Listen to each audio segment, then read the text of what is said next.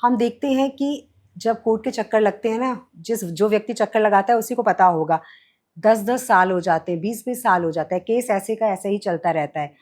अगर कोई व्यक्ति इस सिचुएशन में है और वो आपके पास आता है और कहता है कि बहुत साल हो गए हैं, मैं तो बिल्कुल हताश हो चुका हूँ, अब समझ में नहीं आता है कि क्या करूँ, तो आप उसको बता सकते हो कि भाई तुझे ये केस लड़ना भी चाहिए या नहीं लड़ना चाहिए, क्योंकि जिंदगी बीत जाती है कुछ लोगों की केस लड़ते लड़ते, जी जी बिल्कुल। लेकिन रिजल्ट फिर भी उन्हें नहीं मिलता है। नहीं मिलता है।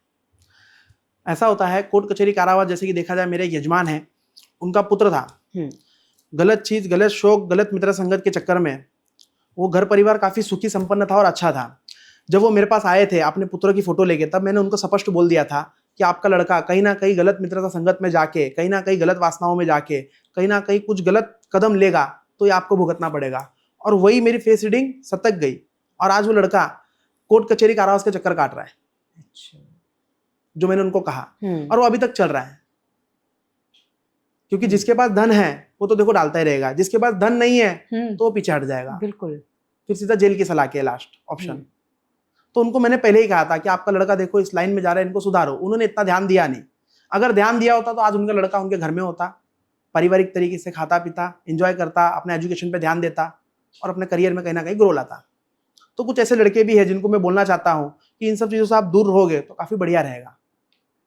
कोर्ट कचहरी कारावास कोई मामूली नहीं है, कोई गुड्डा गुड्डी का खेल नहीं है। बिल्कुल। आप करने जाते हो गलत, पर उसका भुगतान आपके माता पिता को भुगतना पड़ता है।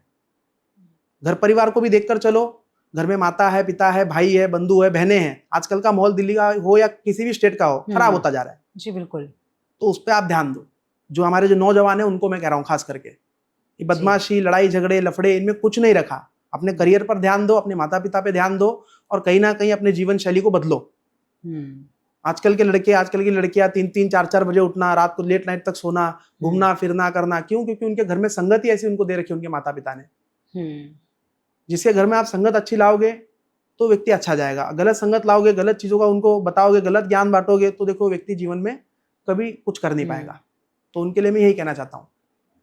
देखिए रोहन जी, मैंने देखा है जब हम संगति की बात करते हैं ना, जिनको बिगड़ना होता है वो अच्छी संगति में भी बिगड़ जाते हैं और जिनको नहीं बिगड़ना होता है वो चाहे बुरी संगति में भी रहे नहीं बिगड़ते हैं।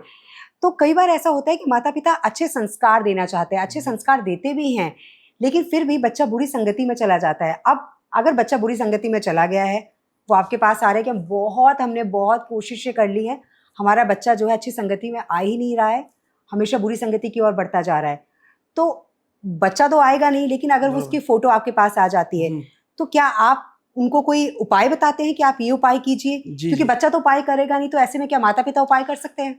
जी, पता है कैसा होता है, देखो अगर आपका लड़का अच्छा है, बढ़िया है, अति उत्तम है और तभी वो गलत वास्ता में चला गया, तो उसका क्या होता है, माता पिता के कुछ कर्म होते हैं। अच्छा। उनके कुछ कर्मों का फल उनको भोगना पड़ता है। जो उनके 14 दरवाजे ठकठकाने के बाद 15वां दरवाजा उनका खुद के पल्लू में आके गिर जाता है वो कर्म। तो उनके पुत्रों के ऊपर भी आ जाता है वो। आप कितने ही परमात्मा को मानो, कितने भी जाके नारियल फोड़ो, हार जाओ, मंदिर चढ़ाओ, जो मर्जी करना है आपको करो, पर आपका लड़का सुधर नहीं रहा है, तो उसमें क्या होता है, कुछ अपने भी कर्म होते हैं। आप भी अपने कर्म अच्छे रखोगे तो अपने ऊपर वाला आपको भी अच्छा फल देगा। कर्मों के अनुसार चलोगे तो श्री कृष्ण प्रभु ने अपने आप को भी नहीं छोड़ा, नहीं बख्शा उन्होंने। कर्म ही सबसे बढ़िया। अगर आप कर्म अच्छा करोगे तो आपके बच्चों को अच्छी सरलता तरीके से एक अच्छा रेमेडीज मैं बता दूंगा, तो करना करेंगे तो अच्छा रहेगा।